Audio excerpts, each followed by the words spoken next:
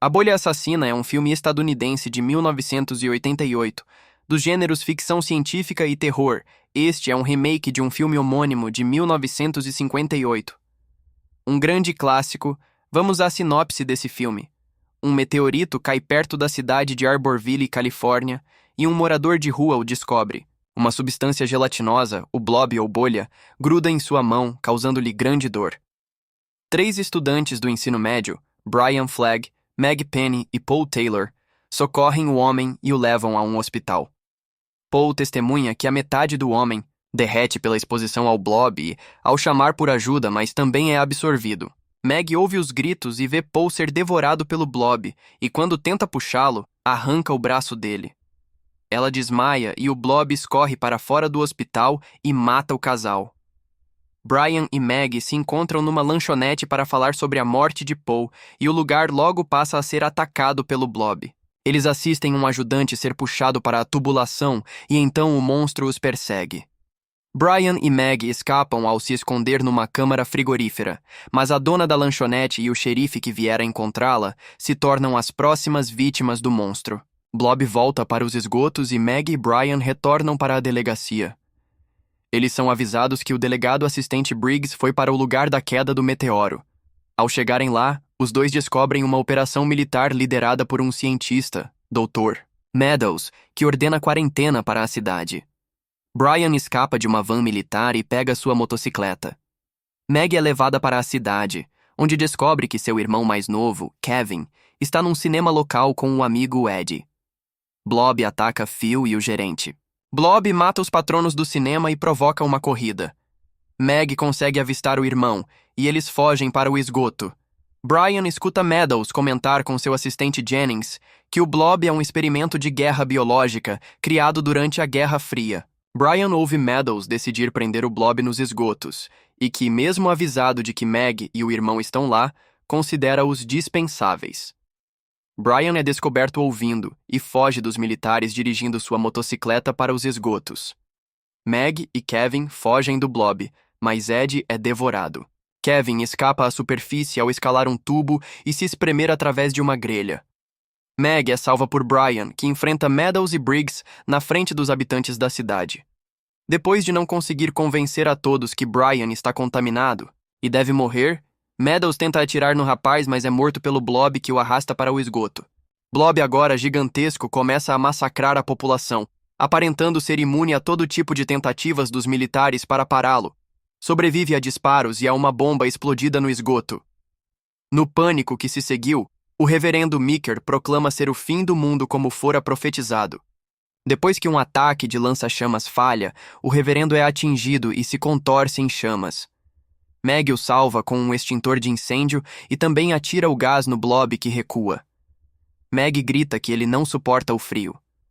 Os humanos sobreviventes retiram-se para a Câmara Municipal e seguram o blob com barricadas de mobília e uso de extintores, mas é uma batalha perdida, pois Blob engole metade do prédio e devora Briggs. Brian vai para a garagem da cidade e pega um caminhão fabricante de neve que carrega botijões de nitrogênio líquido. Quando Blob está prestes a devorar Meg e sua família, Brian chega e dispara neve na criatura, que se irrita e derruba o caminhão. O Blob avança para Brian, mas Meg atrai o monstro para longe dele. Ela pega uma carga explosiva de um soldado agonizante e a ativa, mas fica com os pés presos. Brian recobra a consciência e corre para libertá-la. Blob está prestes a absorvê-los, quando a carga explode, detonando os botijões e cobrindo o Blob com nitrogênio líquido. A criatura é congelada, partindo-se em pedaços cristalizados. Moss Woodley leva os restos para a casa de gelo da cidade. Na cena final, o filme corta para uma tenda onde se reúne um culto, ordenado por um desfigurado Meeker. Enlouquecido, prega um sermão apocalíptico, e quando lhe perguntam quando o tempo do ajuste de contas virá, ele responde: "Logo, madame, logo, o Senhor vai me dar um sinal." E segura um frasco de vidro que contém um fragmento do blob que se agita lentamente. Em 1958, o cineasta Irwin S. Yeworth dirigiu o filme A Bolha, um pequeno clássico de ficção científica e horror que acabou se tornando um cult movie.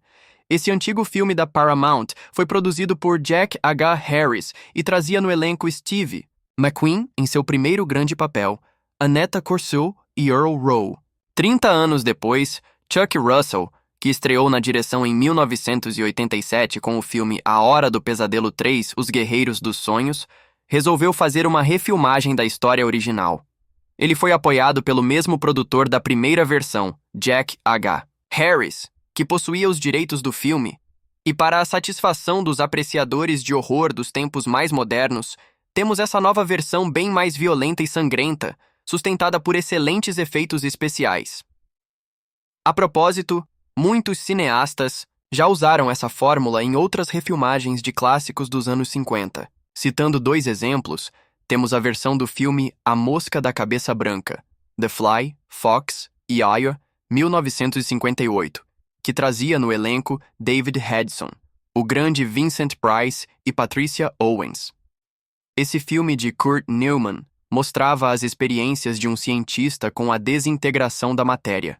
O eficiente David Cronenberg, de Scanners e Videodrome, refilmou esse clássico em 1986, com Jeff Goldblum e Geena Davis, utilizando poderosos efeitos especiais, que tornaram o filme bem mais podre e assustador. Outro exemplo é o clássico O Monstro do Ártico, The Thing, RKO, 1951, dirigido por Christian Nyby e estrelado por Robert Cornthwaite, Kenneth Tobey e Margaret Sheridan. Um monstro alienígena que é encontrado congelado no Ártico, desperta e ataca uma expedição de pesquisadores.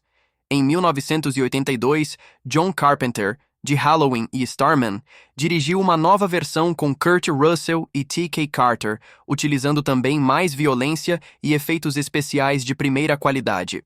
Voltando à refilmagem de A Bolha, que recebeu agora o nome de A Bolha Assassina, podemos dizer que é um dos bons e significativos filmes produzidos nos anos 80, com uma considerável dose de cenas de violência e sustos, com um orçamento de os 19 milhões, mais da metade gasto só com os efeitos especiais. O filme não foi bem recebido pela crítica brasileira, porém fez grande sucesso entre o público. O competente diretor Chuck Russell, que iniciou sua carreira produzindo o filme Back to School e coescrevendo a ótima FC Dreamscape, contou com a ajuda de Lyle Conway na criação dos efeitos da bolha e de Tony Gardner no comando dos outros efeitos especiais. Na pequena cidade fictícia de Arborville, a pacata população é atacada por um monstro gelatinoso vindo do espaço através de um meteorito. Inicialmente de pequeno porte, a bolha aumentava seu volume progressivamente ao dissolver e engolir as pessoas que entravam em seu caminho. A nova bolha está bem mais dinâmica que a sua antecessora original, pois podia criar tentáculos quando quisesse, ajudando muito seus ataques mortíferos.